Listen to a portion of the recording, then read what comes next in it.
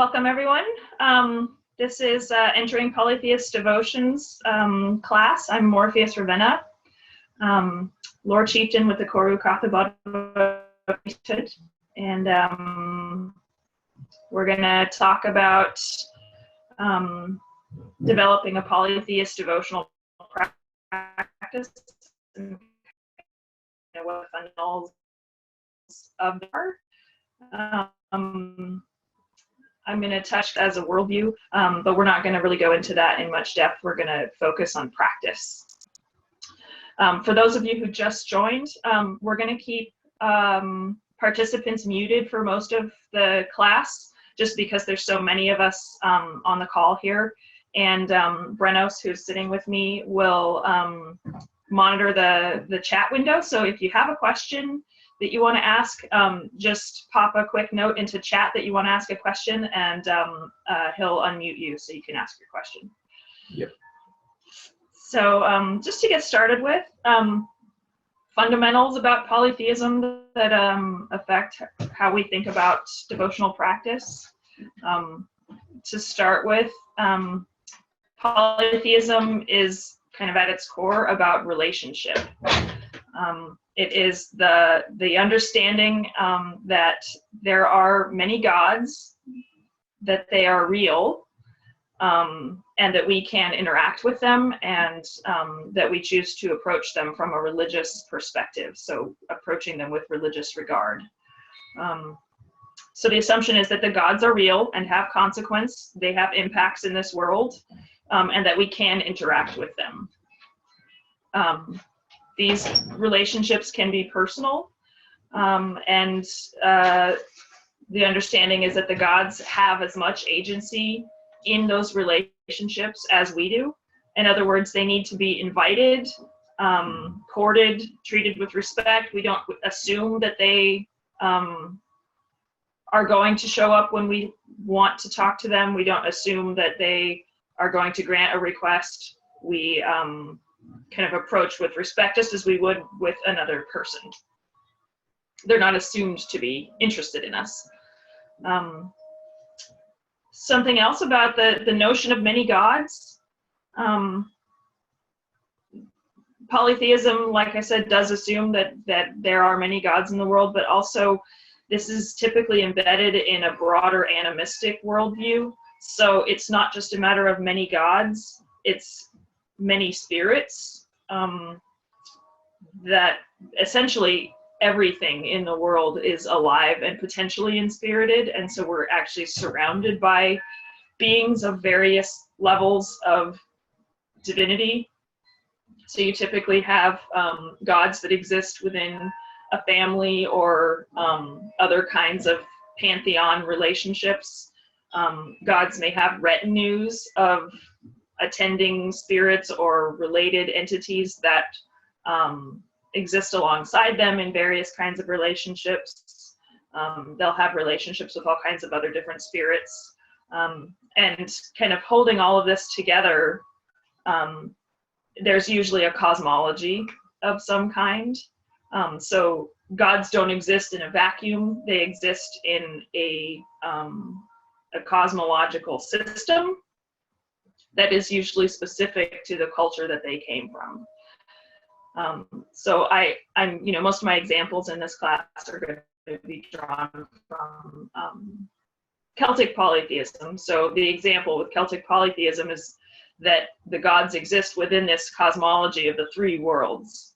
So you have the living world, the earth that we exist on as embodied living beings, and then you have the world above and the world below. And essentially kind of all of the gods and spirits that you may be interacting with in that polytheistic system have a place in relationship to that cosmology. And that matters because the cultural framework that holds the myths and stories and symbols and imagery and cosmology of a deity or a group of deities is basically the language that we use for communicating with them. All of those things that I mentioned, the cosmologies and the symbols and the stories, are basically the lexicon of meanings and understandings that we use for communicating with them, and that matters. So for most polytheistic practices, you want to kind of do them the respect of gaining some level of grounding and education in the culture that they're embedded in, so that you have that language to communicate with them. Something else that is actually sort of crucial with polytheism is it's an approach that is about devotional practice more than belief. And this is different than a lot of the monotheistic traditions and kind of universalist religions, where doctrinal religions, where the focus is often more on belief and faith and professing belief. With polytheistic traditions, it's really not about that. It's about how you practice, and that is because it is about relationships. So basically, belief has very little impact. Like, what you believe about a deity has very little impact if you are not communicating to and with that deity through devotional practice. This is underlined by sort of the assumption that we're not talking about omniscient, all-seeing, all-knowing, omnipresent gods that are everywhere at all times and seeing in your head at all times, as is often the assumption with monotheism. We're talking about deities that are a little bit more limited in scope usually, and we're not assumed to be able to hear our thoughts all the time. They're usually not understood to be in our heads all the time unless they have been ritually installed there through a specific set of practices. So these relationships are built on what you do and what the practices that you engage in to communicate with them and to build relationship with them, not so much what you believe about them. One more principle that we'll talk about a whole lot more is the notion of making it beautiful, that polytheism works to the extent that you put heart into it. So, some of the fundamentals of devotion that we're going to talk about: sacred spaces, prayer, offering, and communion practices. I'm just going to start by talking about kind of devotion in the general.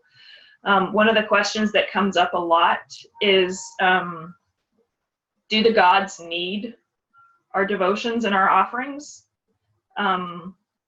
Will they disappear? Can gods disappear and cease to exist if they're not receiving human devotion?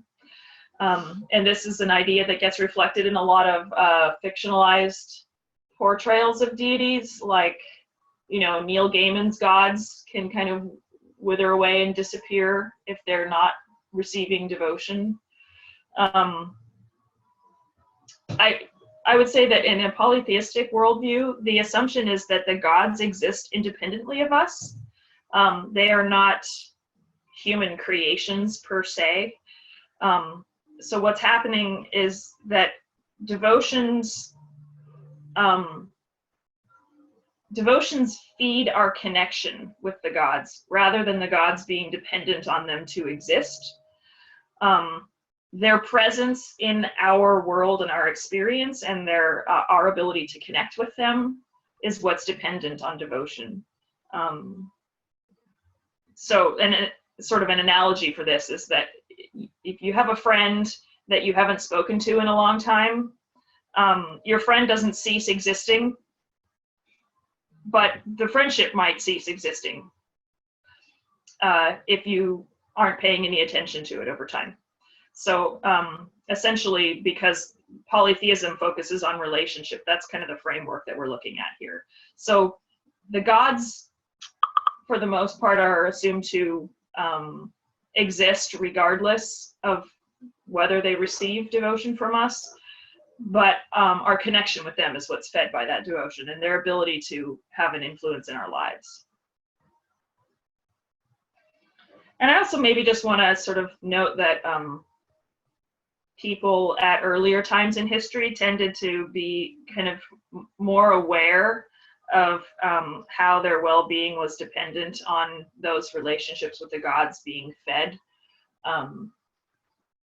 Modernity has sort of persuaded us that our well-being does not depend on that. So we've kind of wandered away from that. But historically, it has been the assumption in most societies throughout history that positive relationships with the gods and maintaining a connective practice with them was, something helpful and necessary. I'm just going to mute something that is creating computer noises here.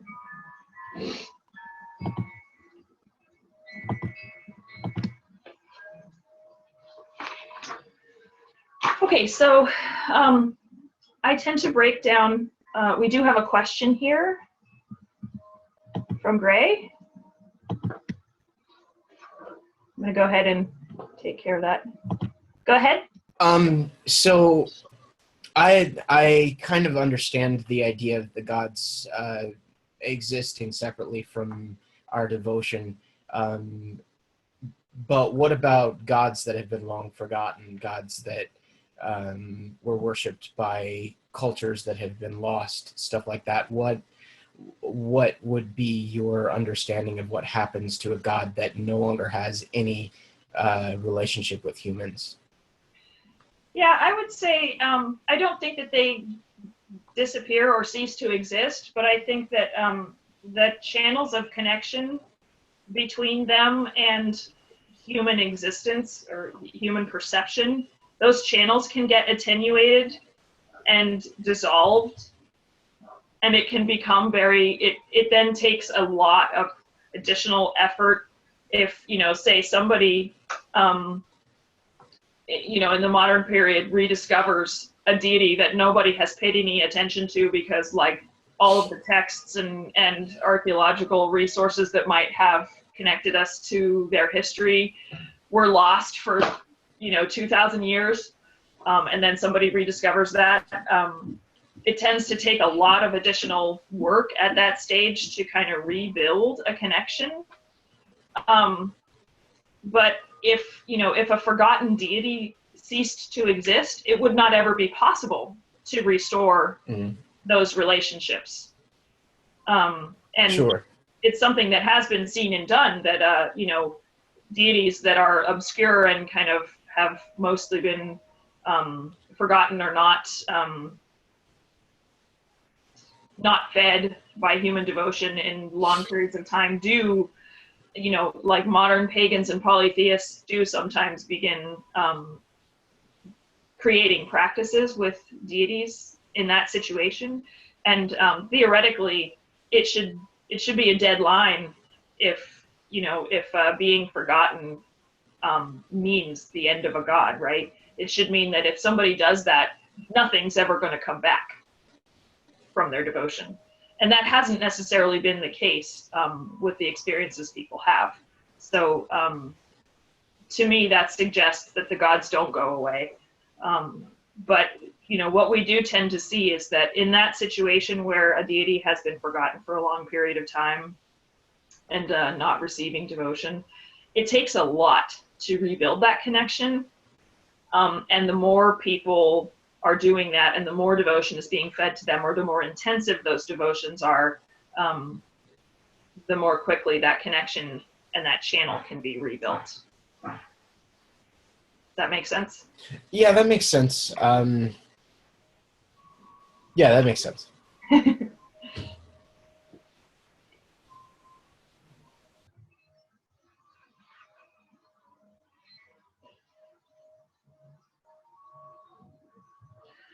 So, okay, talking about devotional practice, I tend to break it down into kind of 3 functions that we see there. The first function is honoring. So this is giving worship basically because we hold them to be worthy of it, not with a goal in mind. And this is actually the it calls to the original meaning of the word worship, which is from Anglo-Saxon, and it's from a root that means worth, value. So we worship deities because we hold them to be worthy of worship. That it's essentially something that arises from love and respect. There is also reciprocity as a function of devotion, and so this is about offering devotion because of something that we receive in return. So this can be in gratitude for blessings we understand ourselves to already be receiving. It can be propitiation, that we're hoping to cause blessings to come to us from that relationship. This is where transactional kinds of devotion take place, where this is something that there's a long tradition of that we'll talk more about, where people will say, like, I will promise to make these, set of offerings if this wish of mine can be fulfilled. So this all sort of falls under the notion of reciprocity. And the idea is that even if the specific devotional act is not transactional, in other words, it may not always be tied to a specific request, but we're entering into devotion in order to sort of join in participation of a cycle where we offer devotion and we receive blessings. And then the third function is intimacy. We do devotional practices because it brings us closer to the gods. It builds that connection. It strengthens their presence in our lives and their ability to have an impact on us. And types of devotion that we're going to go over, there's sort of three kind of really broad categories, which are prayer, offerings, and communion and meditative practices. So talking about prayer, this is basically communication, speaking to the gods. It is always going to be characterized by intentionality. So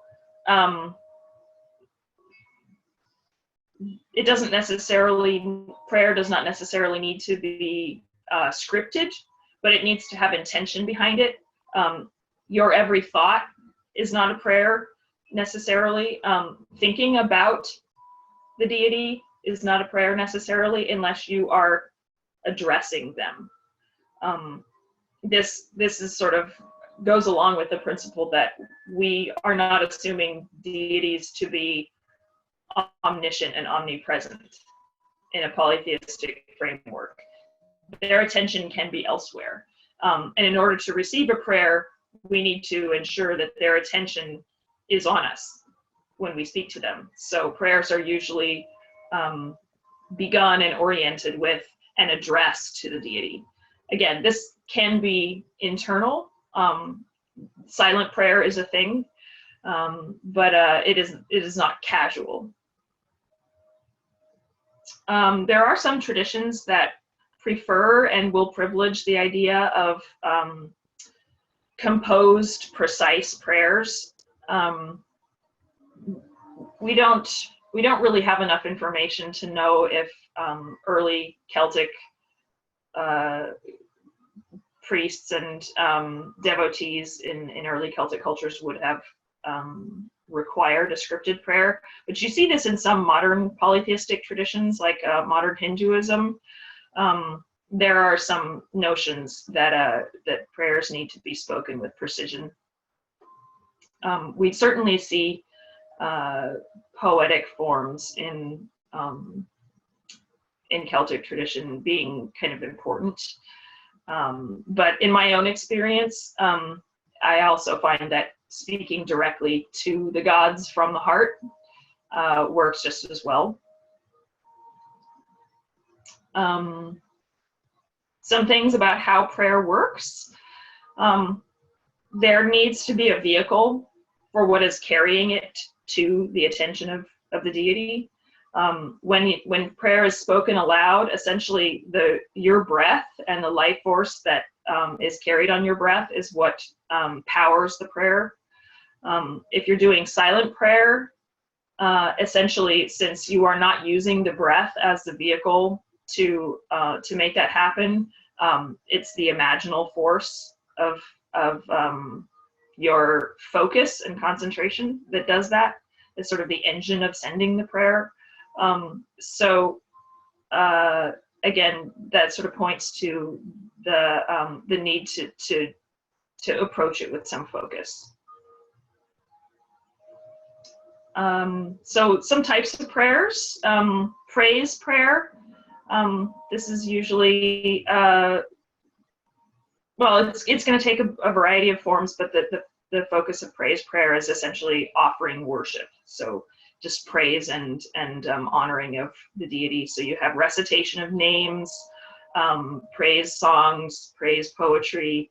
A lot of invocations include a fair amount of this, where it is, you'll often see invocations and prayers that are just sort of enumerating the qualities and powers of the deity, honoring what it is that makes us value them and what makes them important to us. Invocatory prayer, the function of this type of prayer is to call their presence down to us. So calling them to a specific place and time, it's an invitation. There's a whole bunch of examples of this in the Celtic tradition, where you have battle invocations that are described, where priests or druids might be calling a deity to presence at a battlefield. Divinatory rituals like Imbasbarasna, where there's an invocation of the druids' deities. They're called into an idol before undertaking an oracular ritual. So lots of examples of invocatory prayer. Petitioning prayer. This is going to be another kind where the focus of the prayer is actually just to ask for something. Again, sometimes people get down on this kind of a practice because it's transactional, but it's, something that has a very long history in polytheistic traditions. We have examples of this in, early Irish literature. One of my favorites is a druid named Tulchenna, who is referred to as a friend of the war goddess, and he prays to her to help him get a woman's hand in marriage, and she does. So this can be a simple kind of thing, just asking the gods for what it is that we need and hope for. There's also a lot of examples of prayers that are just attached to daily tasks and kind of the routines and rhythms of life. So prayer does not necessarily have to be always taking place at your altar or your shrine or, in a sacred place. Prayer can be woven into everyday life, and it very much looks like in the Celtic cultures it always was.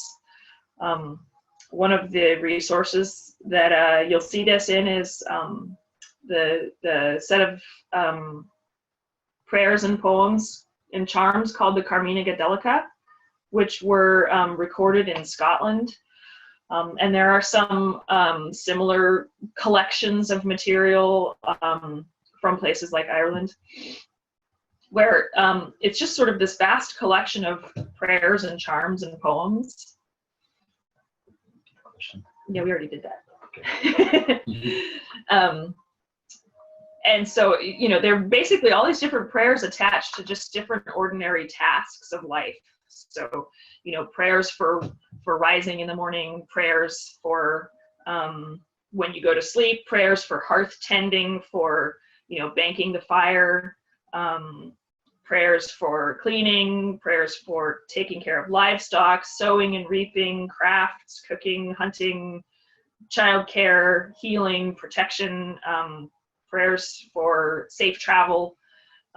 So it's very much something that can be woven into sort of the rhythms of life. Did we have a question from Lauren? Do you want to Yeah. There. Okay. Hi. Yeah, go ahead. Okay. I kind of typed this out, but there's kind of this portrayal in Hollywood about petitioning prayers being really dangerous. And if you ask the wrong question, then you are screwed. And I guess I was wondering if we could talk about like the Hollywood portrayal of petitioning prayers versus like what your actual experience is, and if that's just totally off base. Yeah, it's a good question. I would say, like, it's always important to be clear about what you're asking for. I think that, Hollywood always adds drama to everything. But, I certainly have seen in many cases that situation where it's like, watch out, you might get what you're asking for. Mm-hmm. That is a thing. Cool. I guess the reason I ask is... Sorry, go ahead. Go ahead. Oh, I guess the reason I ask is... I was going to say the extent to which...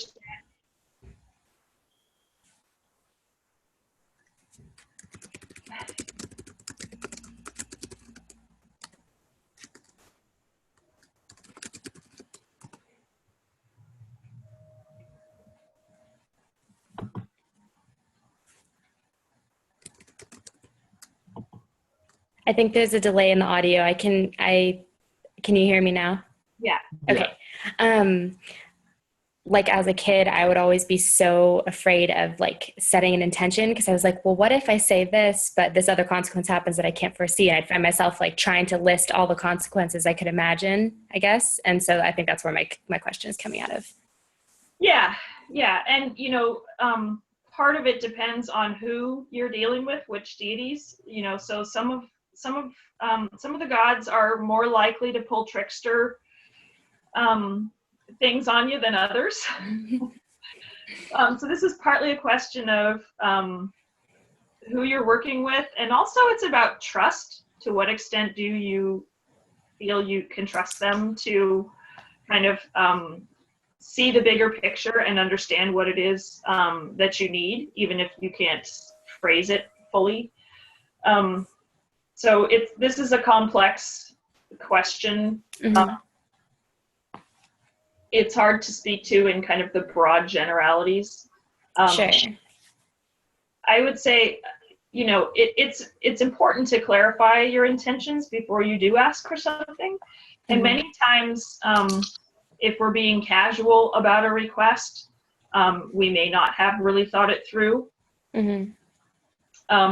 It is true that sometimes the gods can be pretty literal about responding to the specific thing we asked for, which may or may not have really adequately described what we really hoped for. Mm. Part of this is sort of speaking to the benefit of making sure that prayer requests are taking place embedded in a sort of larger relationship context where a relationship has been built, that trust and understanding is there,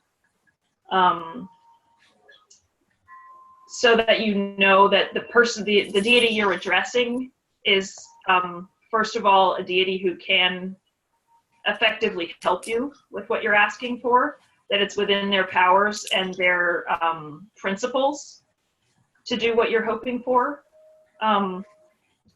Also that, you know them well enough to have a sense for how they're going to receive and understand that request. Because basically, if you're sort of out of the blue without a full relationship having been established, asking for something of a deity that you don't know very well, yeah, you're more than likely to get something that isn't what you really hoped for. Cool, thanks. I think you made that really clear. I appreciate you answering my question. Sure. Thanks. Yeah, so prayer. We talked about prayers for daily tasks. There's resources for this, but you can also create your own. I think we have one more question here.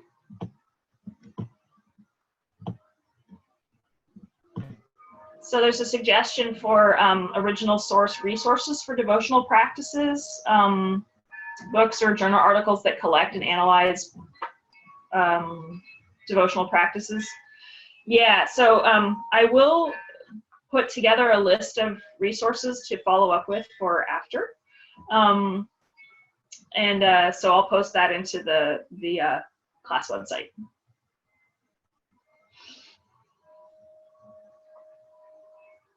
Okay, so we've talked about types of prayer. One other thing I want to say is about language and the language of prayer. Yes, you can pray and talk to the gods in English or whatever your native language is that you're comfortable with. And they will understand you, usually. The extent to which deities have become accustomed to receiving worship from people in another culture helps. That will help make that easier. I do find that the gods favor devotional speech in the cultural language that is original to them. This is not so much about that they can't understand you. Like, it's not so much about the Morrigan won't understand you if you speak to her in English. It's more about showing respect, calling in the sort of force of the tradition that she is embedded in, being able to have kind of the spirits of that tradition as a whole recognize you. It helps. That doesn't mean you need to be able to extemporaneously compose prayers in Old Irish. What it means is that to the extent that you show an effort to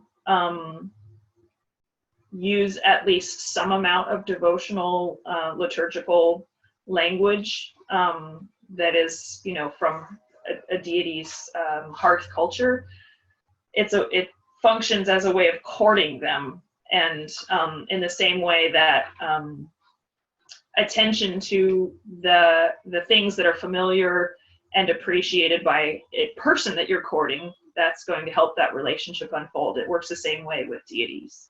Proper pronunciation of their names helps. Yes, proper pronunciation to the extent you're able to do that helps.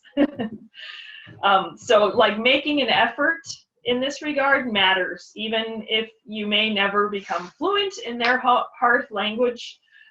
Making an effort matters and helps.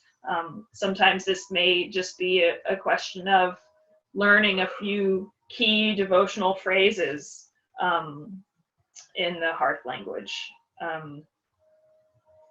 In the Celtic context, in particular, poetry is extremely important in Celtic tradition as a whole.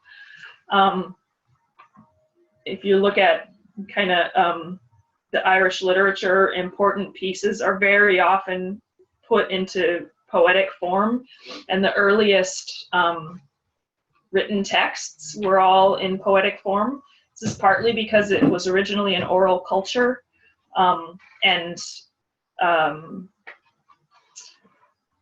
poetics aid in memorization and in transmission of material without losing any pieces of it. But it's just woven into kind of the entire Celtic understanding of how magic works and how the sacred works. Poetry is sort of the form of that. And there's a fair amount of poetry and the structure of poetry that gets lost when it's translated.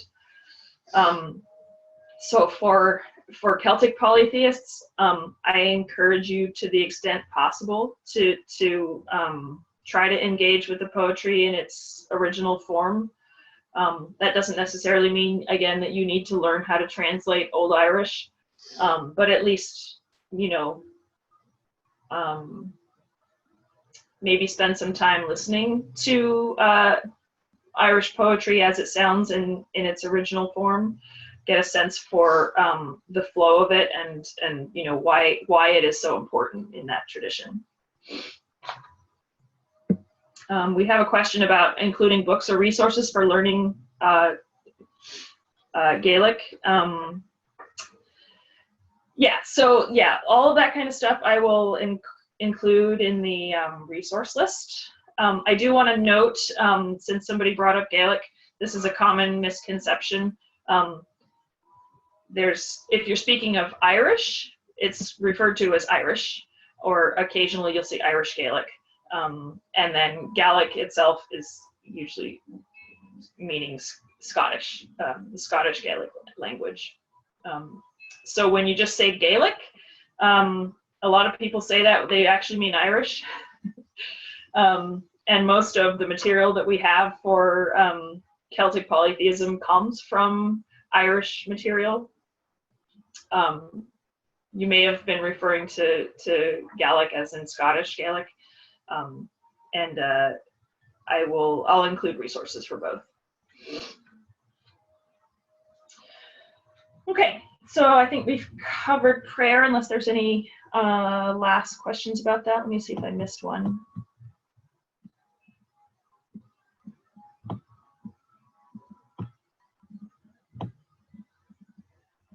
Wondering about place and physical location in devotional practices.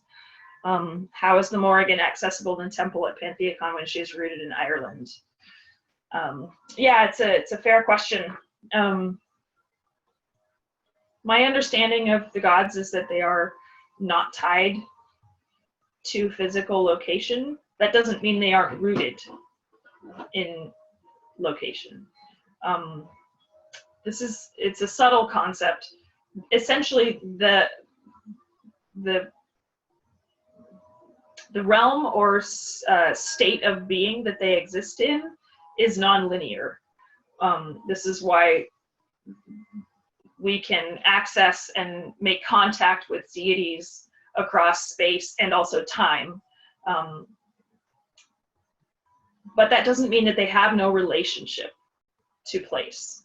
In fact, they do have, and you know, it's actually super important. It's one of the principles of polytheism is that kind of all deities and spirits originate in a place and time, and therefore a culture, and that all cults are local to some extent. So, you know, deities come into being as a deity in terms of like having a face and a cultural framework and a character and a name, and those are all things that human culture has applied to a presence that exists. And those cultural flowerings that are, you know, essentially the cultural character that the deity occupies, they originate in a place and time. And especially with, I mean, this is the case with many polytheistic traditions, especially indigenous traditions, and it's also the case with Irish and other Celtic deities. They're very tied to place and geography. And so the Morrigan, the example that was asked about here, has a home. She's understood to have a home in a specific place in the west of Ireland, in the royal complex at Cruachan that's now called Rathcrovan, and there's a cave there, and that's her home. And, you know, 9 times out of 10 when she's mentioned in the Irish text, she's mentioned as coming from that place. So the question is, like, how is it that we can interact with her and that we can ask her to be present in a temple in California when that's where she lives? And, you know, my answer to that is basically that the non-linearity of the sort of level of reality that they exist at allows them to move across space and time. But they would need to have a reason, right? Like, her home is this landscape of Ireland. she can respond to our calls, but we would sort of need to make that persuasive, right? We need to be, that's part of the function of offerings, to make it worth their while to give attention and to be present with us. Did that answer that question? Yeah. Great. So let's talk about offerings. It's a good transition.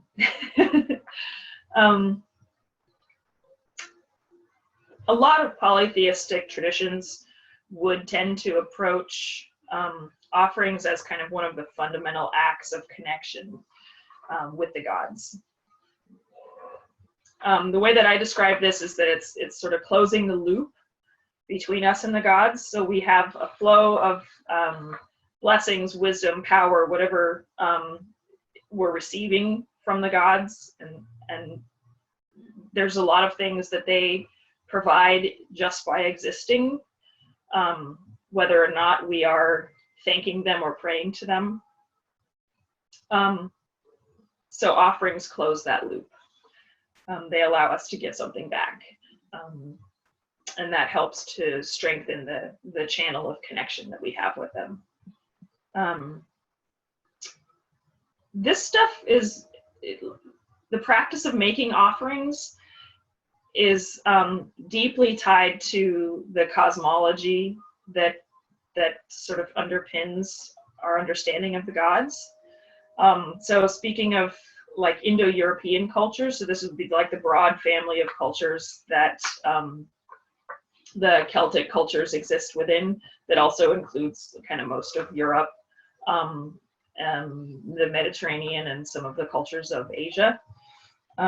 This broad Indo-European language family that many of the cultures have kind of common strands of cosmology, symbolism, and practice that essentially goes back to a very early stratum of history. And one of the things that we see when we trace those cosmologies and those myths back in Indo-European culture is that sacrifice is understood as a fundamental act of creation. So you have these mythologies that show up in kind of across different Indo-European cultures, where the world itself is created through an act of sacrifice. This often takes the shape of like a primordial being who may be one of the gods or may have sort of been understood to exist before the gods. And this primordial being is killed, and from its body, the world is made, including human beings often. This is sort of one of these deep recurring motifs, and it's slightly obscured in Irish myth, but if folks are curious about this, there's some interesting resources about the two bulls of the Táin cycle, and that reenacting this kind of cosmological sacrifice myth. But the key thing for us here is that this idea that sacrifice and offerings are kind of woven into the understanding of how the world works, and that essentially every time you enact a ritual of making an offering, and especially a sacrificial offering, you are essentially reenacting that act of creation that created the world. So the act of making an offering kind of is this very deep fundamental piece of polytheistic devotion. We talked about the different aims or purposes that might be behind it: reciprocity, gratitude, honoring, even appeasement. Sometimes offerings are taking place because there's an understanding that something's gone wrong, that the deity be appeased, or a wrong needs to be righted. Reciprocity can have that transactional quality that I mentioned earlier. This is something that's quite traditional with the practice of votive dedications. I tend to think that we can go deeper than that. Transactional devotion is sort of one level, but it actually works best when it is within the context of a broader relationship that is not just transactional in nature.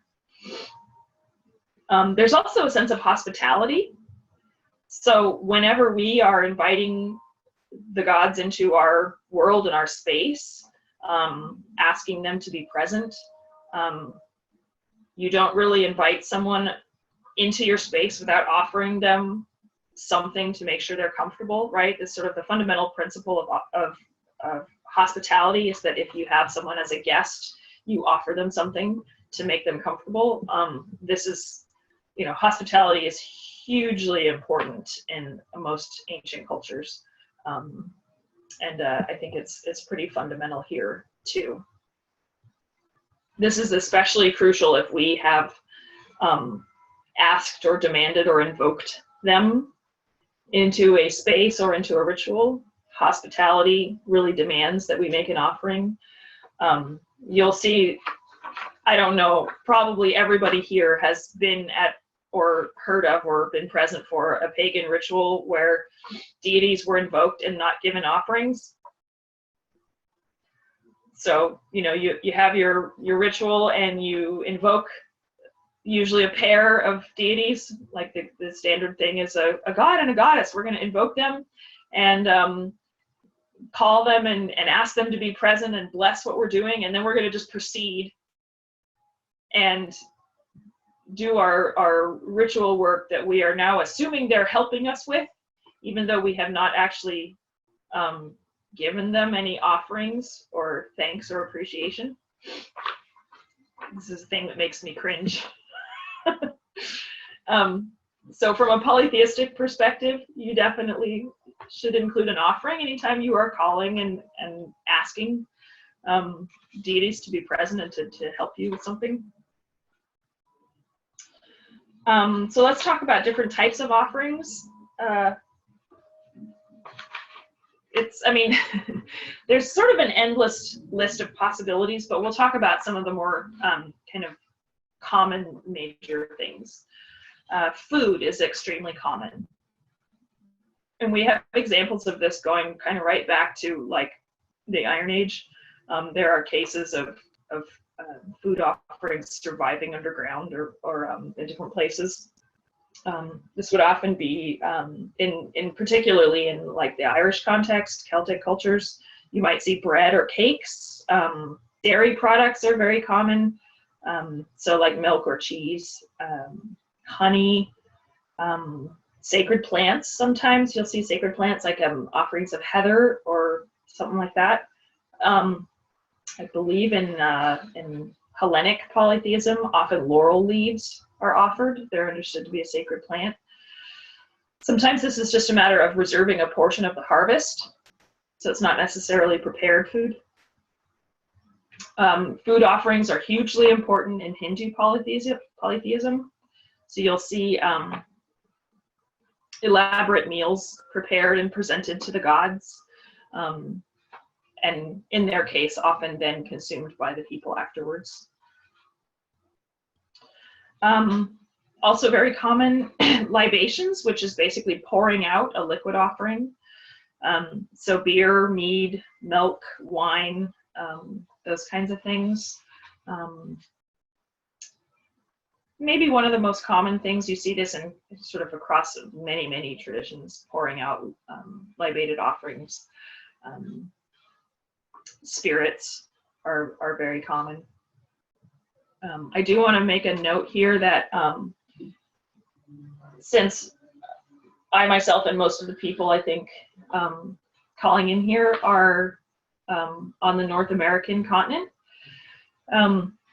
we have this complication that exists because we are living on appropriated native homelands. And in European polytheisms, it is often the practice to pour out libations of alcohol. A lot of native cultures and traditions feel very differently about alcohol. And I've actually been told before that many native people don't appreciate alcohol being poured on the ground, and it's understood in their traditions, at least some of those traditions, it's understood that that offends the spirits and is harmful to their relationship with the land. This is, it's something to consider. I still do engage in a practice of pouring out libations on the ground, but I think it's important to be mindful of where you are and in what context you are, and particularly if you're anywhere around a native sacred site. You know, you want to be mindful of that and be thinking about that, and, you know, may need to adjust those practices.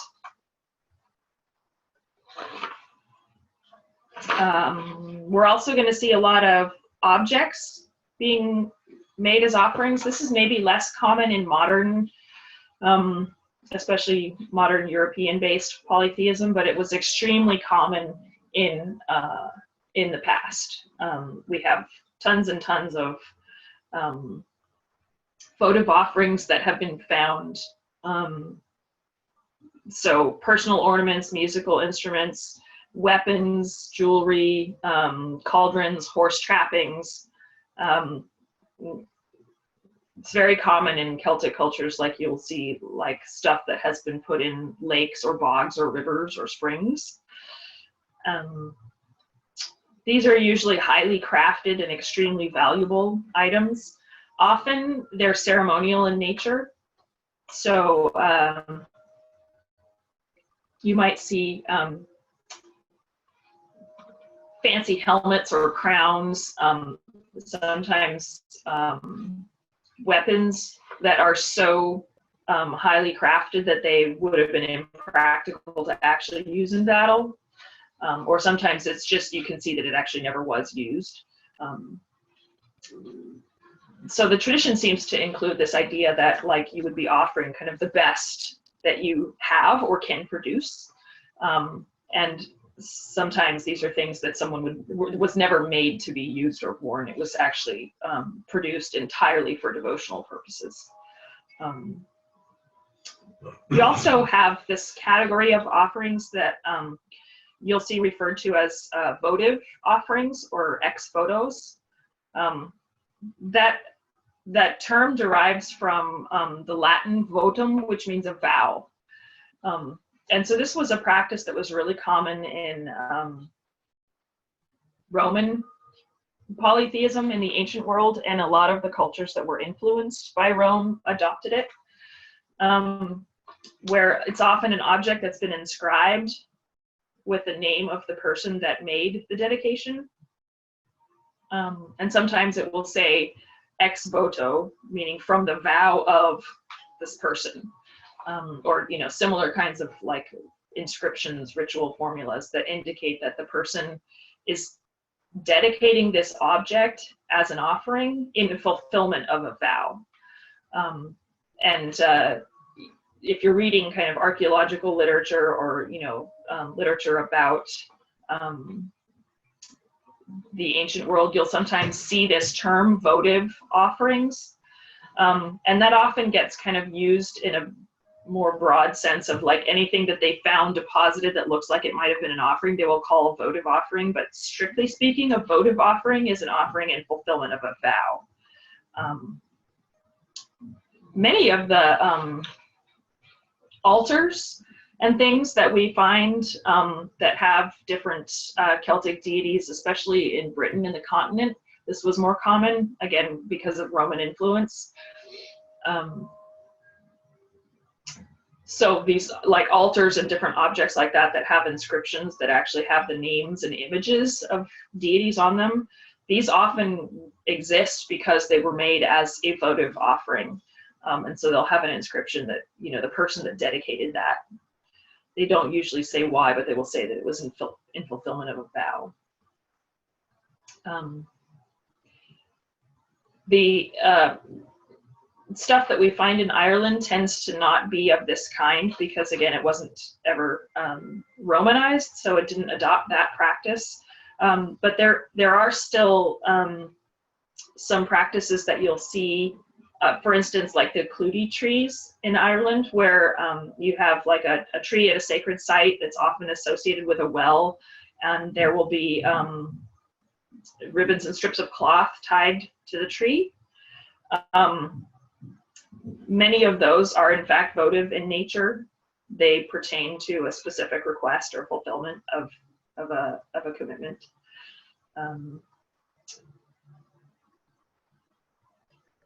Yeah. Sometimes you'll see this really interesting phenomenon at these sites where they'll find, like often in a spring, little figurines that sometimes they are representations of the deity that the offering was made to. Other times you'll find stuff that's like little figures of a body part, like a foot or an eye or whatever. This was really common in the ancient world, where there was a request being made for healing of a particular ailment or bodily difficulty or injury.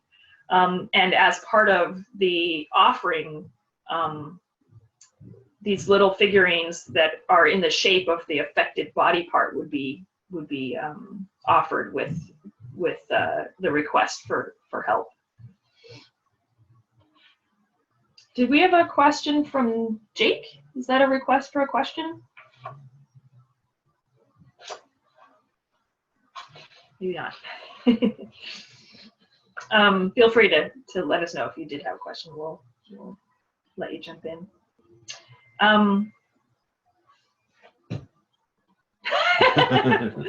He says the dog jumped on his lap. Okay. That's great. I do want to just touch on sacrifice. This is really a topic all of its own, so it's not a thing that we really will have a lot of time to cover. But sacrifice would have been extremely common in the ancient world, and in quite a number of polytheistic traditions, it is still practiced today. I mentioned the connection between sacrifice and kind of the creation cosmologies. You will still see some traditions that continue this, even in places like Ireland, where Catholicism kind of replaced a lot of the overt religious practices.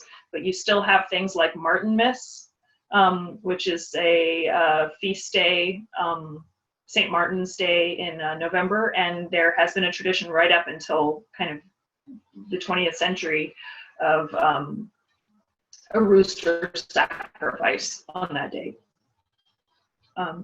This is thought to be a continuation of an ancient kind of pre-Christian sacrifice tradition. Typically, this would be in most continuing polytheist traditions, this would be animal sacrifices. There's, like I said, there's a sort of a huge range of ways this has been done in the past. It used to be traditional for the foundation of important buildings or sanctuaries. There would be a sacrifice offered in the foundations. Folks today tend to have kind of a mixture of views about it. And many modern pagan and polytheist traditions have essentially kind of given up and written off the practice of sacrifice. But it is relevant. And the thing I guess that I would say about it is that, it's a highly consequential act. If you're doing any kind of animal sacrifice, it needs to be done in the context of proper training so that it's done ethically and safely and humanely. If you're working within a solitary practice or a tradition that does not have a structure that allows for the kind of control to make sure that it's done ethically, it's actually just better to forego it, because the most important consideration there is compassionate, humane treatment of an animal. So I do believe that animal sacrifice is a valid practice, and it continues to be really important in many polytheistic folk traditions.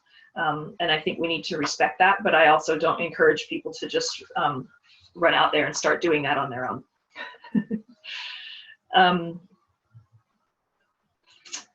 We'll talk some more about some of those specifics. just want to cover another couple sort of basic types of offerings. Parts of the self, so hair, blood, flesh, body fluids, those are sometimes valid offerings in particular relationships and contexts. And then there's an entire category of acts, like dedicating an act or a type of service. This can include ordeals, dedicating an ordeal to a deity. It can also include work that you perform that is done in their name. Sporting achievement, like anything, creative work, anything that you're doing, especially if it involves a substantial amount of effort, creative life, heart, or difficulty. Sort of the more that you have to put of yourself into it, the more meaningful it's going to become as an offering. So let's talk about kind of what's going on when an offering is being made and what goes into that. I do want to say that sort of the crucial piece is that it's actively consecrated. Even if that's just a whispered prayer or an internal consecration, you're not just pouring something on the ground. You are consecrating that thing and giving it. So there's something important that's happening internally when an offering is being made. And you can call that imaginal focus or visualization. Powerful offerings are sent. They're not just an act of, pouring something into a cup on your altar or pouring something on the ground. There is an internal focused act of offering. And I think that the most effective way to do this is to actually send the spirit of the thing. So when I am making offerings in my devotional practice, there's an internal act of addressing the deity, imaginally entering their realm and their presence, making sure that I can feel their presence before I make the offering, and then very intentionally pouring that out or giving that or raising it to them. That internal work matters. It's work of the spirit, and it's part of what connects the physical thing that you're making an offering of, to their kind of non-physical self. People often do this with gestures. So gestures and visualization. Some of the most effective priestly work that I have seen involves kind of these very cultivated, beautiful gestures. The act of intentionality around your movements and your giving of the offering, the gathering of grace and making that sending a performative act, that shows the gods your intentionality. It also, if you're doing this in the context of communal ritual, it shows the participants your intentionality, and those things matter. It does not have to be a performance per se, but the thing that I would say about making an offering is that, in a sense, you're offering yourself. You're offering your attention at the same time. So there should be an emotive force. You are like lifting your heart to the deity while you are making the offering at the same time. And that emotive force is actually what sends it. There's sort of a variety of ways to actually give offerings in terms of like the physical deployment of them. very traditional things include burning offerings, so sending them in fire, water deposition, placing them in the earth and liminal places, and these all kind of have relevance to who you're sending the offering to and what its function is meant to be. Deployment in fire would tend to be something that's used when the offering is meant to be sent to somewhere that is kind of the realm above or the heavens. In some polytheistic traditions, that's where the gods are understood to be. Fire is very often used, for instance, in Hellenic tradition. We also see a lot of subterranean offerings, and this is really common in Celtic contexts. So we have water sites like rivers, springs, lakes, and bogs, like I mentioned earlier. Ritual pits. So essentially, like, this would be operating on the understanding that the gods or whatever spirits these offerings are meant for are accessed through spaces below, or maybe an underworld place is intended here. Somebody asked, can song and story be an offering separately from prayer? Yes, absolutely. And that would fall under dedicated acts that I mentioned. I think I know I touched on that really briefly. Acts of performance, songs, stories can be an offering, and they can be separate from prayer. I think what would mark them off as separate, as an offering rather than just a prayer, is how you consecrate that act. Somebody also mentioned a dedication letter. Amanda, do you want to say more about that? Let me find you and unmute you.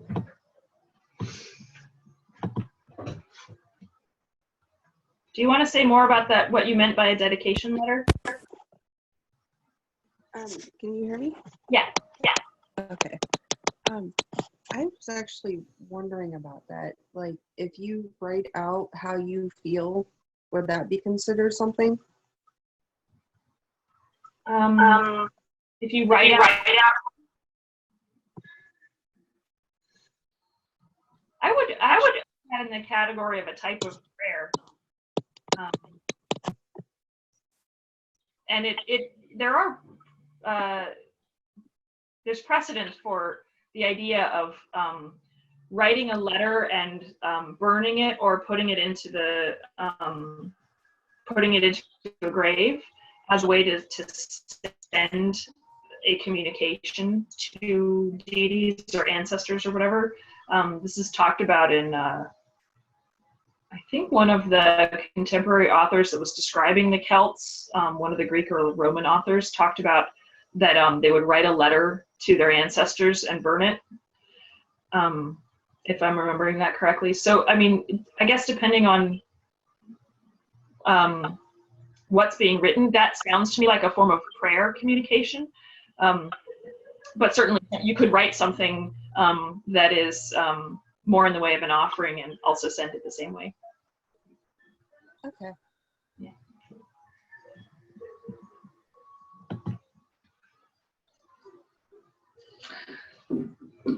Yeah, so we're talking about different ways of deploying offerings. Chthonic underworld kind of sites would be typically water sites or underground sites.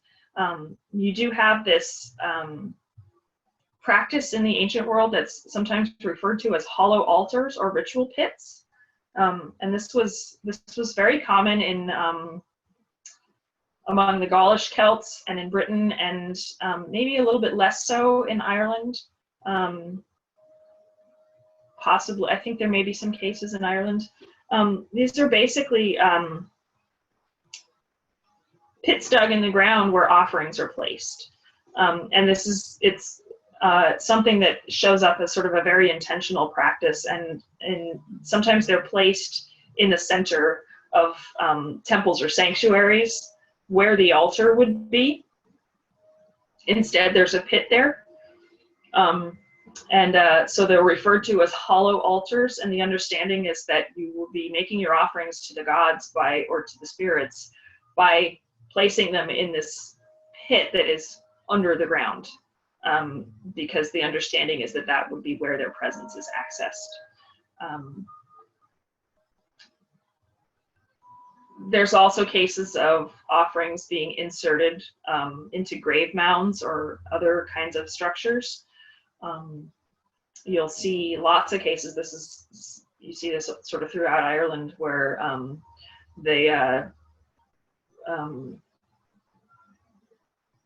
portal tombs and chambered mounds and kind of different kinds of mounds that they have there that are constructed as graves. At a later time, someone will have dug a little hole into it and placed offerings in there. It's, I guess, sort of the Irish reflection of the idea of a hollow altar where something is being placed underground as a way of deploying it to the other world. You'll also see offerings being placed in liminal sites. Very common in the Celtic world, you would have like a boundary, a sacred boundary around an enclosure around a sacred place. And that's typically composed of a ditch and a bank. So the ditch is carved out, and the material that's taken out of the ditch is used to form a bank. And together they kind of create the enclosure of the sacred area that you might then have a shrine or a temple or a mound or tomb inside of. And many times the offerings are placed in the ditch, and over time they would be covered. This is extremely common in Gaulish temples too, that in the ditch of the sacred enclosure you would have like the bones of animals that had been offered. In some cases, in these ritual pits or hollow altars, the parts of animals would be placed in there and just allowed to rot. That's the way of like the land reclaiming it.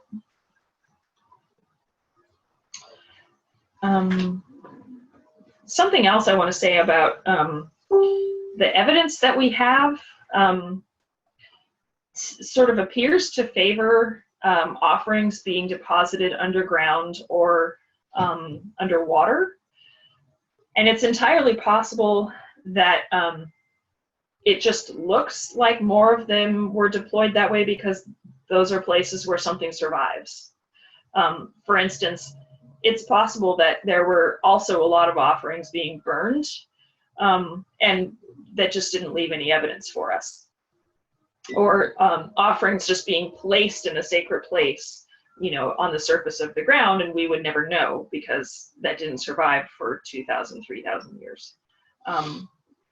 So, you'll see a lot of information and records pertaining to the Celtic practice of deposition of votive offerings in water sites. And we don't know for sure that to what extent that's just influenced by what does and doesn't survive in the archaeological record. Question here, is this related to the continued placement of flowers on graves in our culture? Yeah, I would certainly say that is an offering to the dead. People don't, modern non-pagan folk tend not to think of it that way, but that's absolutely what that is. Flowers are something that we see kind of throughout the historical record too as a very common offering. Did you have more you wanted to ask about that?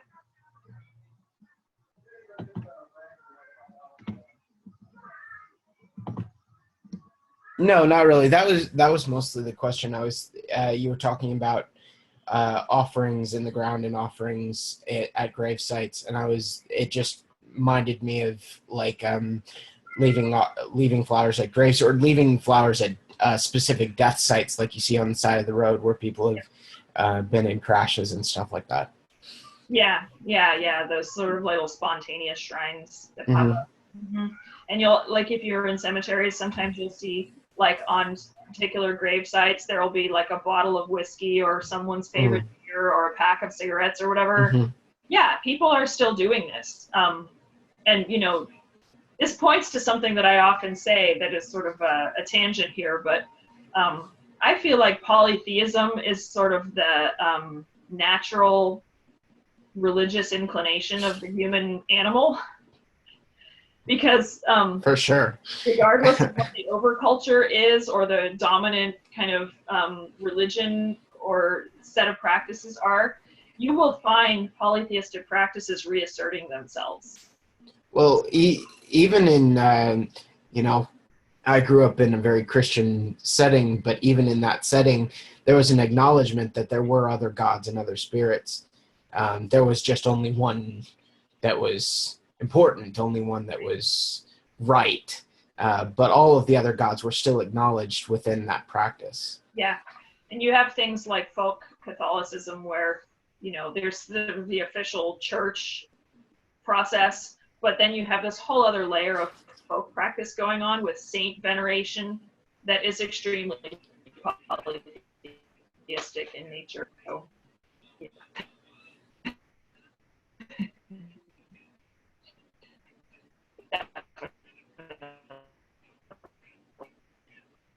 I think we're losing you.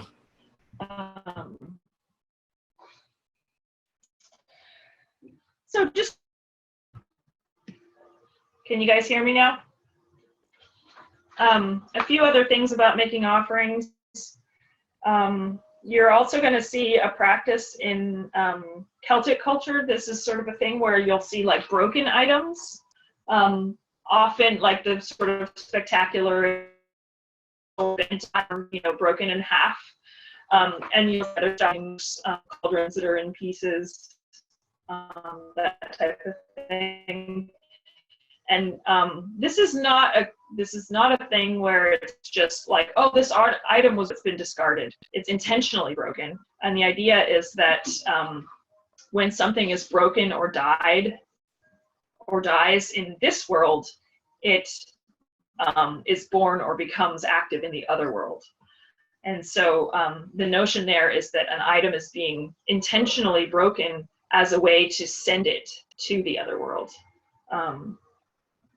Some people have pointed out that this actually might be connected to the idea of sacrifice, that if an animal or a person is being sacrificed to send them to the other world, you know, they're being killed, and this is an object that's sort of being ritually killed to send it to the other world. In the case of animal sacrifice, lots of traditions allow for the animal to then be consumed by the community. And this might on the surface seem to be incompatible with sending it to the other world or sending it to the deity. But what's going on there is that it's not the animal's body that's being sacrificed, it's their life. So the life of the animal is the offering to the deity. And what remains is the body that has then been blessed by being part of this offering. And so the meat can then be eaten by the community, and that actually confers a blessing on everyone who participates in it. This doesn't just apply to animals, actually. In India, where there is kind of one of the most intact, unbroken examples of polytheism, you will see food offerings being made where food is offered to the gods in their temples, and after the deity has been understood to have received the kind of spiritual essence of the food, that food is considered blessed, and it's given to people in the community, and there's a specific kind of blessing that's understood to come from that. It's called prasad, and it refers to food or items that have been blessed by being offered to the deity and are then partaken of by the community who received that blessing by participating in it. This kind of same principle applies to animal offerings in a lot of traditions.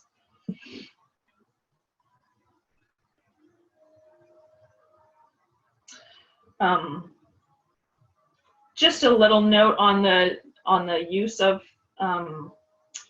food offerings and such. So for a lot of us, we would be doing something individual, like placing an offering on a shrine or an altar in our home.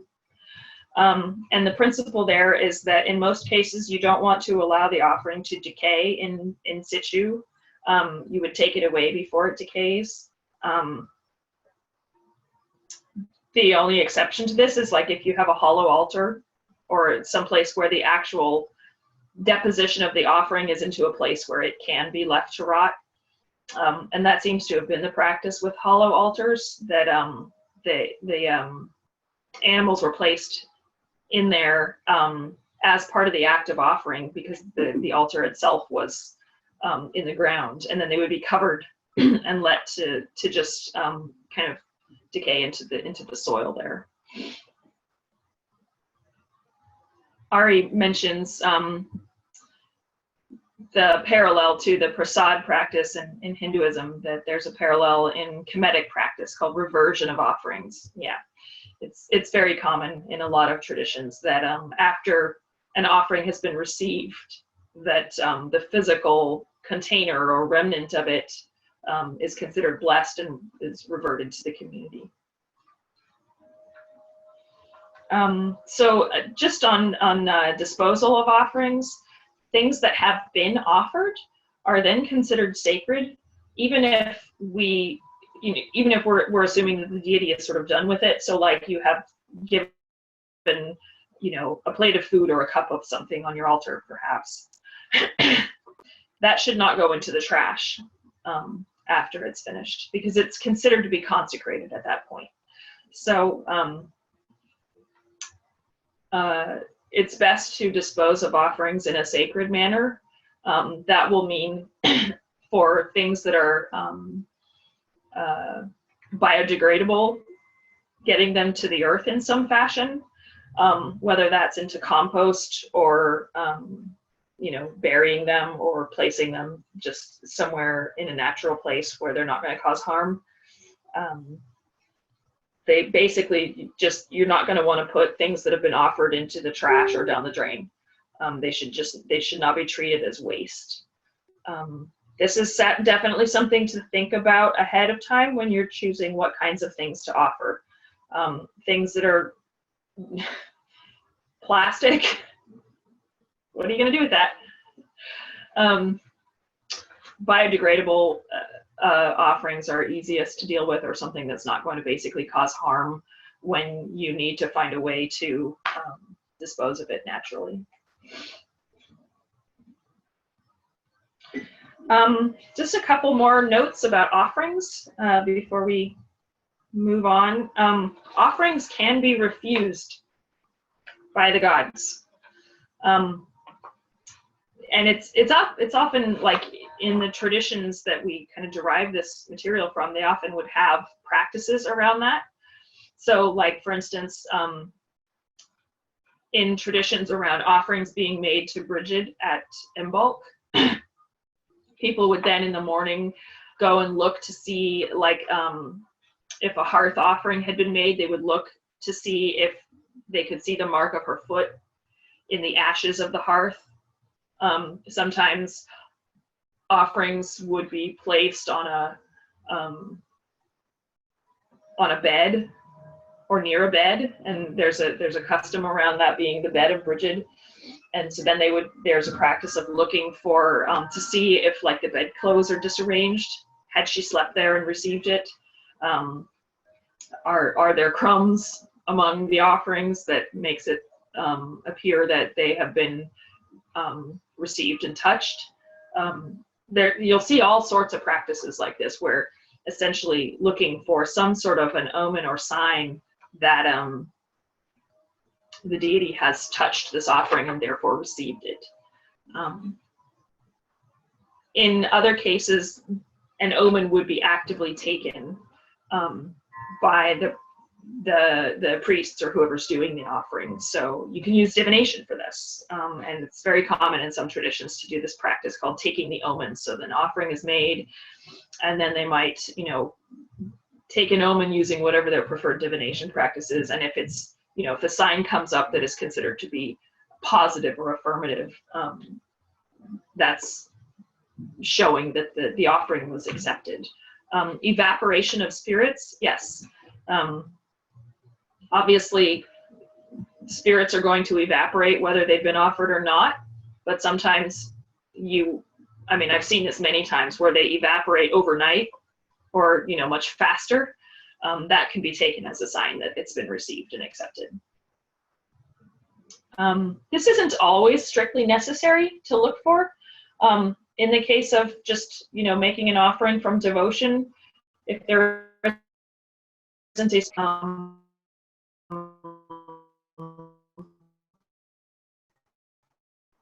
request attached to it or as anything specific, you need to take an omen, unless maybe it's you're making an offering that you haven't made before or don't know if that particular kind of offering is appreciated. You could take an omen to see if it was accepted and if that's something. Basically, the more something is hinging on that offering, the more likely it is that you would maybe want to look at that and take an omen of some kind. Typically, you would then kind of go into a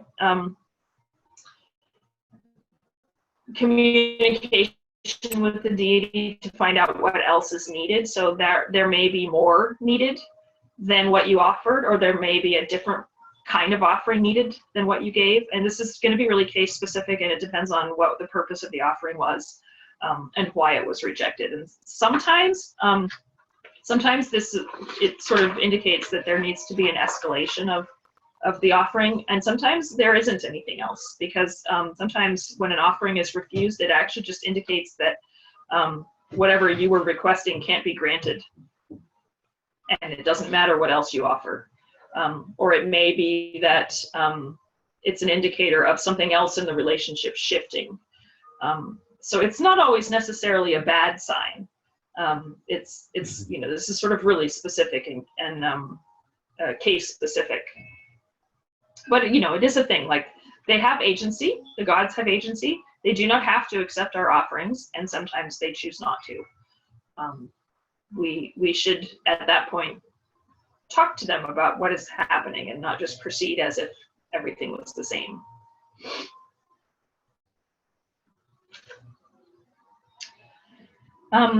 Communion practices. So we're moving on to the kind of third broad category of devotional practices. And I'm going to kind of go through this pretty quickly because there's a couple other things I want to touch on, and then maybe have some time for questions that may have come up that haven't been asked. Real quick here, Jamie is asking about living in a townhouse without a yard and how to respectfully dispose of offerings after they're received. Yeah, so this is tricky. It's a situation a lot of people are in. One thing that you can do is, it doesn't necessarily have to be something that you can dispose of at your own home. Most people can find, say, within walking distance, if not a park, then some planters or, some place that has some green living space and soil that offerings can be disposed of.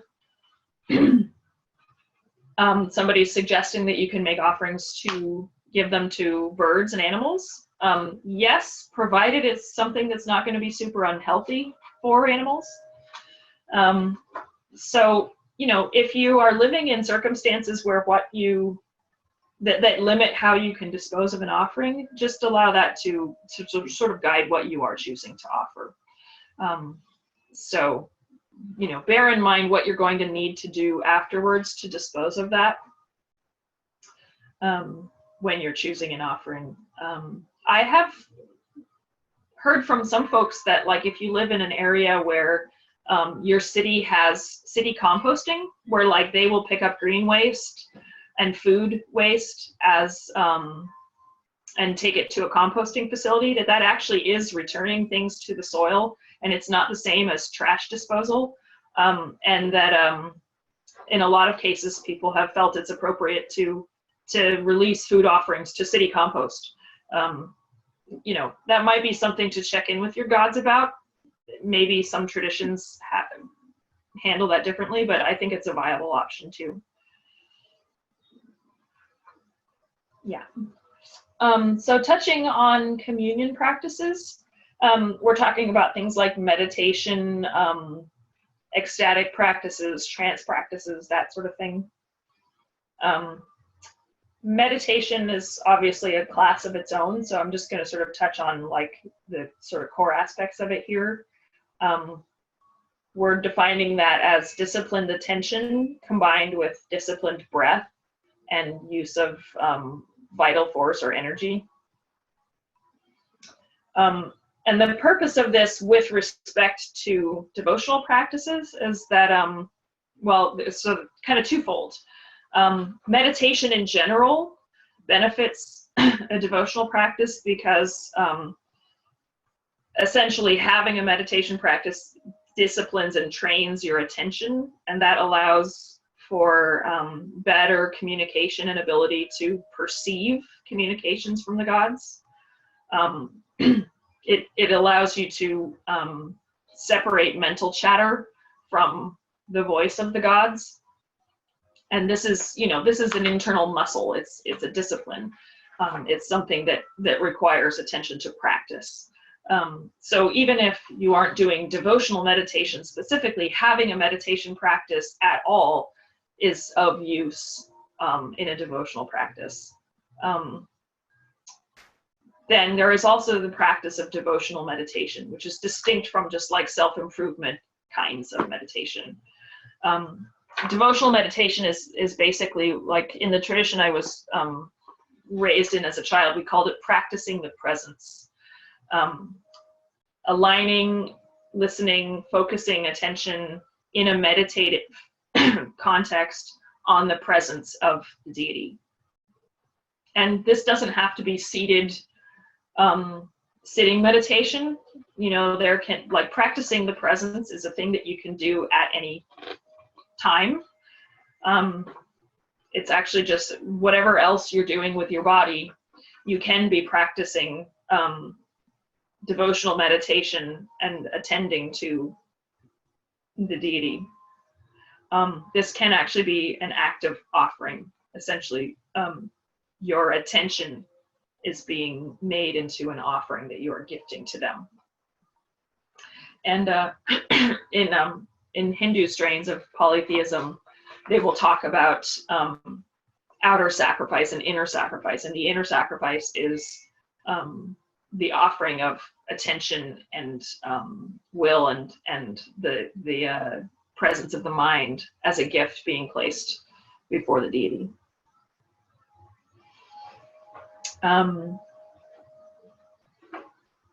I guess the other thing I want to say about that devotional meditation is how necessary that is maybe depends on the level of service you're undertaking, particularly if you are in the role of priest or speaking on behalf of a god, or in leadership in any capacity with respect to a deity or a tradition.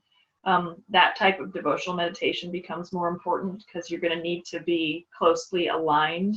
So your being needs to be aligned with their presence on a sort of very deep level, and that's the function of devotional meditation. Just going to touch on ecstatic communion because this really opens into kind of a huge range of things that we aren't going to have time to cover today. But most polytheistic traditions provide for, things like song and dance, entry into trance states of communion, where communion would be like essentially the boundary between yourself and the deity, is softening, and you're kind of entering into their presence in a way of psychic merging. This leads into things like transpossession, where the deity enters into you. In Indian tradition, there's a whole kind of school of devotion called bhakti. It's essentially practices that focus around ecstatic surrender and deep connection with the deity's presence. There's some hints of that in the Irish tradition in material around imbas as a state of poetic inspiration. There's sort of some hints that this would have taken place in a devotional context, that the deity would be entering into the practitioner and bringing that sort of inspired poetic state.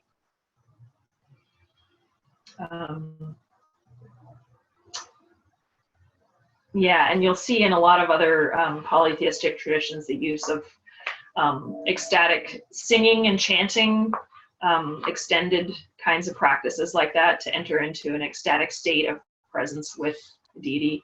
I think that a lot of this has kind of been lost in some of the European pagan polytheist traditions, essentially because like these are practices that the church tended to try to stamp out, but they are there beneath the surface, and people are tending to kind of reconstruct them from the fragments of what remain, along with, you know, some kind of models from cultures that weren't destroyed by the church, like for instance Indian cultures. So it's a rich area. And I think we'll move on from there just in the interest of time. I'm just going to touch really quickly on sacred spaces and shrines and altars, and then I'll stop chattering and open for some discussion. So just really quickly on sacred spaces, I did want to touch on this because it's kind of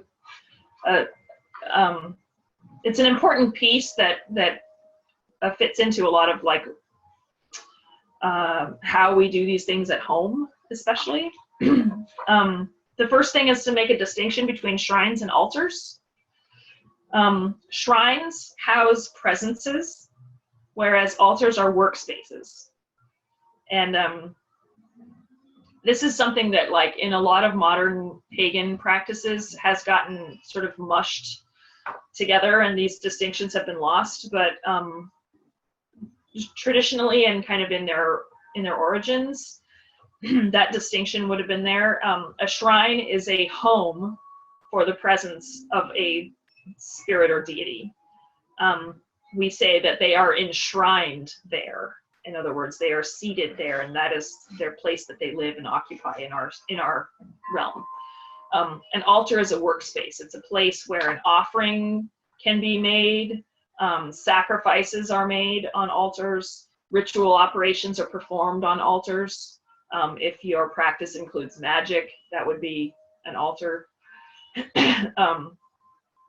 If you really were to look at what most pagans are doing, what they're actually doing is having an altar, which is a working space, and then they have images of deities that are seated there, so they sort of have shrines embedded in their altar. For a lot of people in a home practice, that may be what that looks like, but it is very important to and useful to kind of recognize that, articulate what is actually going on there. Because we want to kind of handle shrines in a different way than altars. Shrines as a home for deities are basically like, that is the locus of communion that we are establishing for them. It's a home for them in our world, like I said. And that's important because it opens up to a set of practices for how we deal with and how we work with that shrine or that image. In polytheist traditions, we tend to have a practice of what has been referred to pejoratively as idolatry. And I sort of want to reclaim that term. Idolatry is a thing that pagans and polytheists have gotten accused of throughout history, where it's the notion is that you are worshiping the image as if it was the god. And I want to say that actually that's true. It's just being taken out of its proper context. So the idea that we have here is that the image, the statue or picture or whatever we're using as an image of our deity, it is the deity. It's just not all of the deity. So if your image has been properly consecrated, it is essentially an extension of the deity into our world, is seated in that image. And so that image is the deity. You can talk to it and connect to it and relate to it as the deity themselves. But we also know that that deity is not only in that image. That deity is many other places too. This kind of idolatry style practice, it's a slightly different way of thinking about things than what we may be used to from kind of monotheistic overculture. But this is kind of what you find in a lot of polytheistic traditions. And in the Irish tradition, it's sort of implied in the language. There's a term that gets used, aracht, which is, it comes up in terms of specters, and it's what Christian monks would refer to the gods as, like a demonic specter. It just means like a spectral presence, but it's also a word that gets used to mean an idol or an image. So the deity is both the spectral non-physical presence that can be anywhere at any time, and it is also the image. We would want to consecrate our images so that they are opening the way for a deity to take hold there, to sort of take root and be enshrined in that image. And that enshrinement needs to be maintained. This is something that we learn from folk polytheisms, and it's really good examples of this are seen in the Eastern world, where idolatry was basically not destroyed by the church. You have traditions where the idol would be regularly bathed, maybe anointed with consecrated oils or other sacred things. Sometimes it's dressed and new clothes are made for it on periodic intervals. The image would be fed as if it itself could eat. There's records of this sort of thing taking place in ancient Greece too. And folk practices right up until like the 19th century were still being recorded in Ireland, where sacred stones that were understood to be the home or body of a spirit that they were dealing with would be anointed with butter, would have beer poured over them to feed them, would be periodically washed. And so this kind of regular feeding and tending of the image is what helps to maintain the presence of a deity in it. So it's not just a statue that we stick on our altar. If we really want kind of that presence to be maintained strongly, we would be tending and feeding and working with that to continually re-enshrine the deity in it. So you would have practices like certain types of reverent contact, and traditions will have different specifics around this. Sometimes they may have restrictions on who can and can't touch an idol. Myself, in my own practice, I'm very intimate with my statues and images. So, when I feed them, I will not just place the offering before them, but I will, take some of the offering on my fingers and anoint the statue with it and dress it. really kind of maintaining a sense of intimacy. This type of practice also goes with spiritual hygiene and cleansing practices. So the notion is that you would want to have at least some awareness of separation of the casual and the sacred. So attention to your state of psychic cleanliness. In the most intensive practices, you may have like requirements to, bathe or do a spiritual purification before approaching a shrine or an image. There's a lot of different ways that this can be dealt with in different traditions, but essentially, like, the frequency and intensity of veneration and the more attention to practice, the more strongly that presence is going to stay rooted in the image. And then the last thing I want to say about that is that you also can have talismans and amulets and those kinds of things that are consecrated by contact with your shrines or your images, but that you can carry with you when you are, away from that place. And just for time, I'm going to stop there with lecturing at you. And I just want to open it for discussion for a little while if people want to ask more questions, or if they want to, delve further into any part of what we've been talking about. So, yeah. What you said about idols is fascinating, actually. This is sort of an aside, but it reminded me of my childhood. I grew up in a very conservative Jewish household. Mm-hmm. And interestingly, the Torah scroll, which is kept in the temple, is considered to be a living item. So basically, it's an idol. And the place where it's lived, the ark, is considered its home. And then when it's no longer used, it's buried like a human would be buried. So I feel like that's fascinating, and idolatry may be in more places than people would like to admit. Yeah, that's true. And I've heard that about Jewish tradition, that like books in general, not just the Torah, are not allowed to be disposed of like in the trash. They're the embodiment of, holy books are like the embodiment of like a God spirit or a portion of God or something. So yeah, it's basically exactly what you were talking about. Yeah, and it's a really cool thing because they found like scrolls buried in the walls of houses. Oh yeah. Mm-hmm. So Yeah. I wonder if that's actually maybe some sort of holdover from polytheistic early Judaism or something like that. Anyway, Yeah, total aside, but you just reminded me of my childhood in a weird way. It was interesting. Yeah, and I think it's a good point that idolatry pops up in unexpected places, and places, the classic example is that like the church in Europe in the medieval period had like the icons, and they would have icons that were understood to be sacred and were treated in a sacred manner, but that's different than idolatry because it's us. And there are like theological arguments about why that isn't idolatry, but from the perspective of a polytheist, I'm like, I see what you're doing and I recognize that. Yeah.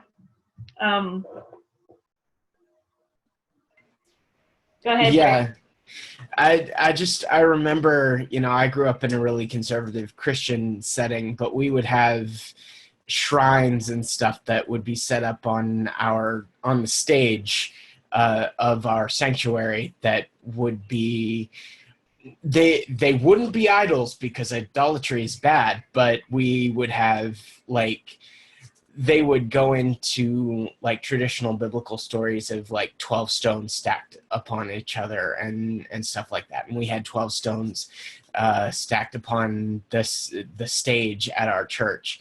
And that would be a sacred, not an idol, but a sacred thing that was done, a sacred practice that was done.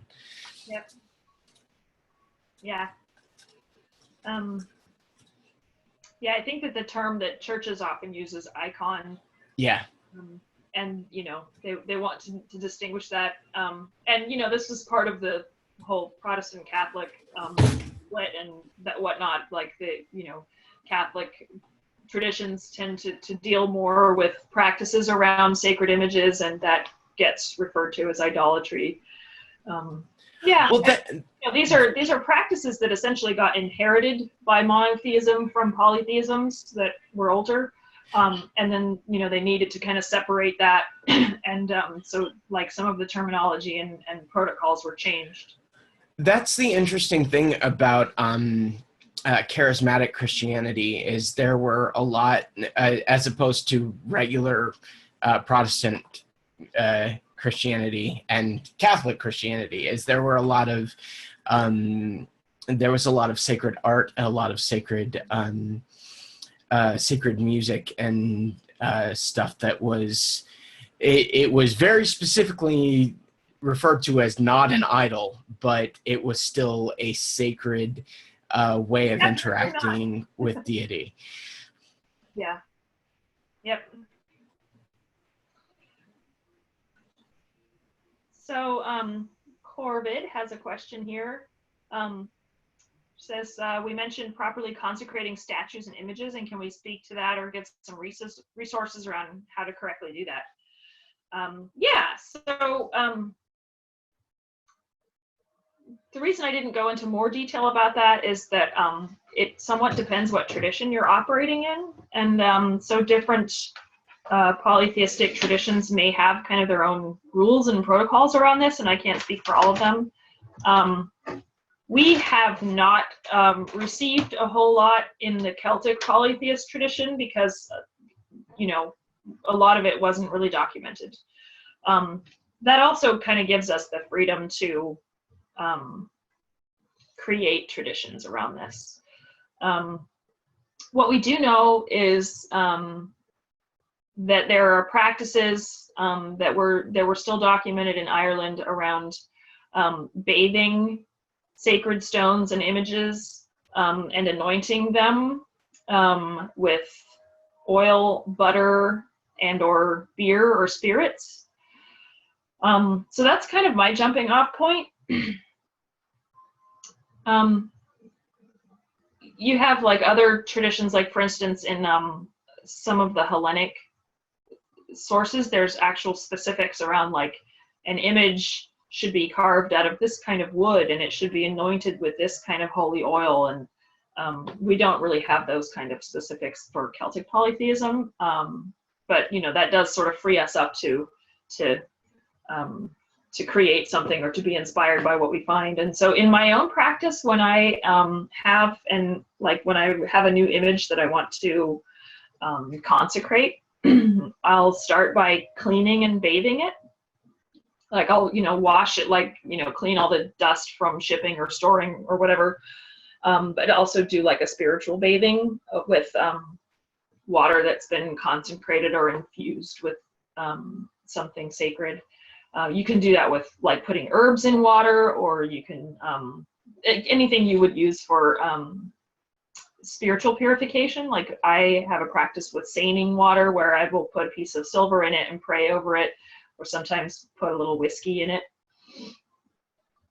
and use that to spiritually cleanse the statue before I enshrine it. Then it will, I'll place it where it's going to be. I will sometimes bathe it in other things, like I have bathed statues in milk before. And Corbin, you're mentioning here that similar to bathing Shiva images in milk or other liquids. Yep. Very similar. And that actually may be where I got that idea. My own background before I was pagan was actually in a Hindu-based church that I was in as a child. So I have absorbed a fair amount of these kind of Hindu-oriented practices, and it's helpful to kind of fill in these gaps. So yeah, bathing in milk is one of the things that I'll sometimes do. And then when it's ready to be enshrined, it will be placed where it's, where it's going to be in the shrine or on the altar. And I will do an invocation with prayer to call the deity to presence, ask them to take their seat and to be enshrined and take up residence in the statue. and then we'll make offerings that are appropriate to that deity, and I'll usually anoint the statue with some of those offerings. In some cases, I will have painted the image. So like my statue of the Morrigan that sits on my home shrine, I bought it as an unfinished, like it's one of those Paul Borda images that they used to offer as like an unfinished ceramic. So I painted it, and that was actually part of my consecration process too, and then anointed it after it was finished. I also anointed my statue of herself with my own blood. That's something that people need to sort of opt into. It's not necessary, and it does convey a specific kind of relationship. I've also consecrated images with blood from sacrifices.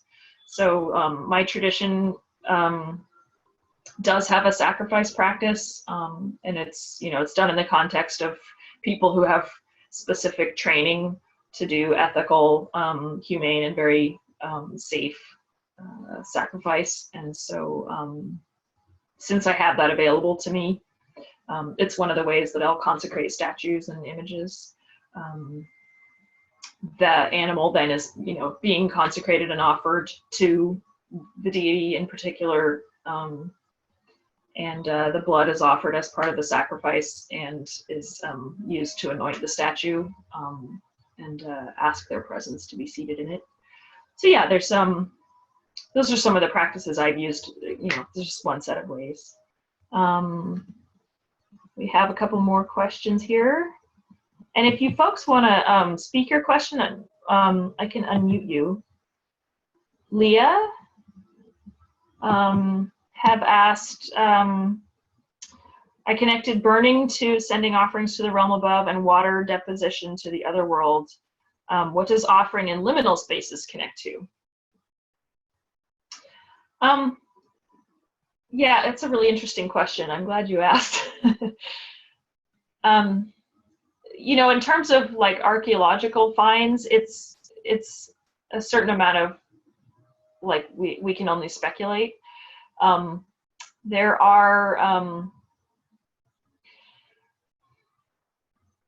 my sense is that some of those liminal places would be understood to send an offering to kind of a liminal transition place, or that it's not necessarily that the offering is going to a specific place that's underworld or upper world, but that it is going to feed an entity who has a role in occupying a liminal place between worlds and in controlling or protecting what crosses those boundaries. That's my sense about like the boundary ditches, for example, where in boundary ditches that are surrounding sacred enclosures where, tombs or temples or whatnot would be located, offerings to spirits there seem to be intended for spirits who are acting as boundary guardians, and so they're occupying a liminal place. Similarly, some of the offerings that have been found in like bogs and rivers and places like that have been mapped, and archaeologists have noticed that many times they're actually located at boundary areas of specific tribal territories. So the notion may be that wherever the spirits are that offering is being sent to, their role is in protecting the boundaries, and therefore they have kind of a liminal place, a liminal function. So that's how I would see that. Lauren, do you want to say your comment? Can you hear me? Yes. Okay. I guess I was just thinking about last time I was in the UK, and they also explained that like ley lines and things are also seen as like openings between worlds. So I was wondering if, I think you kind of touched on that anyway, but a liminal space being like a doorway to other realms. Yeah, exactly. And that those gateways need to be guarded, and that would be part of why there is that practice of feeding spirits at those boundaries. I hadn't thought about that. That's really cool. Thanks. Yeah, one of the things that like you see is that sometimes there would be burials of kings or chieftains. Sometimes like they will find like in bogs and places like that, they're like parts of bodies rather than whole bodies, and the idea is that this was somebody whose job was to protect the community in life, and in death, instead of burying them in one place, the parts of them are being buried in different places around the boundary so that they can act as a boundary guardian. And so Gray, you have another question? So living in the South, I get a lot of inspiration from Hoodoo and Appalachian practices. And so what would you say about use of, for example, doom oil, death unto my enemies oil, or some other similar oil that's kind of eclectic in usage, as an offering to a spirit like the Morrigan, where it's specifically a warlike or a combative function of the oil as an offering to that deity. Yeah, that's interesting. I don't know a lot about doom oil. So I guess, what I would say is with things like that, I think that the kinds of offerings you're making can feed into what kind of relationship you're feeding with that deity. So something like, a substance that's designed to be magically destructive could be an appropriate offering. I'm not sure that it's the one I would use on a daily basis. Sure. I might reserve that for times when I need to actually call her down to kick the shit out of me. Yeah, sure. But there could be times when that's appropriate too. And I guess the secondary aspect to that question is, again, since a lot of my inspiration comes from these Southern Appalachian and African American practices, I'm not trying to appropriate their practices, but I'm getting a lot of inspiration from those practices. So the use of invoking, again, for example, the Morrigan in creation of such magical substances as doom oils or war water or other such things, what would be your understanding and your opinion on that?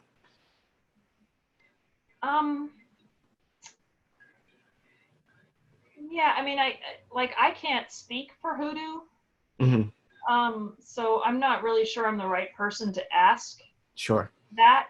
I mean, I think it is important to attend to the concern around cultural appropriation, and I guess in terms of is that okay and whatnot, you'd have to ask that question of someone who's rooted in Sure. I think, generally the principles, as I understand it, is like, you want to make sure that any use of a tradition gives respect to its source. And, Sure. I mean, this is tricky too, because like cultural appropriation, strictly speaking, has to do with power relations, and for an individual in their own practice to be weaving in elements of a certain tradition is less a concern if you aren't, say, trying to teach that to others or make money on it. That's sort of the more classical cultural appropriation. Sure. You know, it's still important to like your stuff is going to be stronger if it has the backing of the spirits that belong to that tradition, and so you do want to be respecting it. Absolutely. I just can't really answer on behalf of the question about hoodoo in particular. I was kind of trying to ask a more general question with hoodoo as a specific example. Yeah. Is use of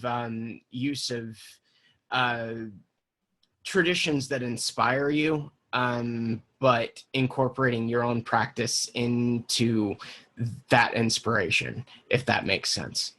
Yeah. I mean, I think we all do a fair amount of that.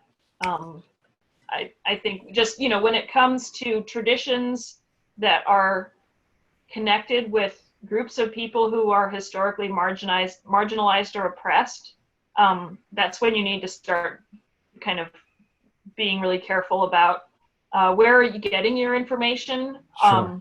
Are you rooting your use of it in a way that makes sense for the tradition? And I guess kind of the other question that I think is really helpful to ask yourself is, if I'm making use of parts of a tradition or culture in my practice, what am I doing for them? Sure. Like, am I doing something to give back to the source of that tradition? Am I doing something that benefits that tradition? Am I connecting myself in any way with the culture that is the source of it, or am Certainly. I it?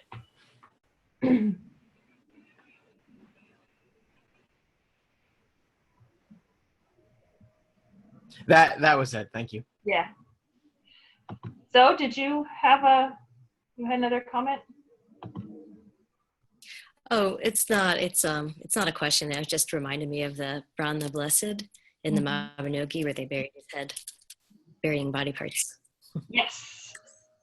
Yeah, that's definitely connected to that idea, and the notion of the sort of oracular head of somebody who is a leader and has been is then sort of being venerated as an ancestor and speaking from death. Very much part of that too. Yeah.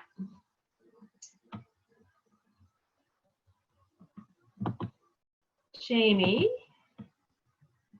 you had a question about oils that we would use to anoint images or statues. Yeah. Can you hear me okay? Yeah. Okay. So everything with the saline and the bathing and everything makes complete sense to me. And I actually want to add that kind of to my current practice, just doing more devotional things. But I have an analytical mind. So when coming to oils, now I'm sitting here thinking, like, I have so many different kinds of oils. Do you have any recommendations as far as like essential oils or more herbal oils? Yeah, this is an area where we kind of don't really have any tradition to draw on. Right. So the things that I have tended to use are like oils that are blended to be a devotional oil for that particular deity. And so like you can get them kind of at pagan shops and whatnot, or have somebody make one for you. Yeah, I'm an alchemist at heart, so I would be making my own. Yeah, I do the same thing with them for incense, so I think it'd be the same concept. Yeah, and there's different ways to kind of put that together. You can go with like herbal components that maybe come from where they're from or are sacred to them in some other fashion, and you can also go with things that just smell right to you or evoke their presence for you. Perfect. Yeah, I was thinking the same thing. I have an oil that a student of mine made as a devotional oil for the Morrigan that is kind of the best one I've ever found, and it's a combination of like rose and amber and some Irish moss that it's basically a type of seaweed that the oil has sort of a tang to it, so it almost smells like that coppery, like blood. There's like a metallic quality to it. But I mean, it's the sort of thing where, like, because there isn't a specific tradition around this that got documented, we can kind of go with what works. The key there is something that is prepared with intention and kind of has thought in it. Exactly. Okay, thank you. Yeah. Any last questions or comments before we want to wrap up?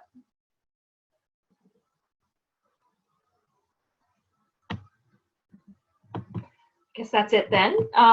Thanks everyone. I know we ran over time a little bit, and I appreciate your presence and participation. I will be posting some of my notes from this class and a list of kind of like resources and follow-up things to the channel in Slack. And someone asked, will there be more classes? Yes, so, excuse me, Coru Priesthood has kind of an ongoing program of offering online classes. The next thing we have coming up is a series I'm teaching on Celtic magic and sorcery in May. And we have some other stuff that's kind of in the pipeline. We'll probably be doing an ancestor work class. We may be doing something on spirit-led divination, those kinds of things. Somebody earlier, I think I missed a question about learning resources for Irish and/or Gaelic. We're working on putting together a class for like sort of the basics of using some Irish for liturgical purposes.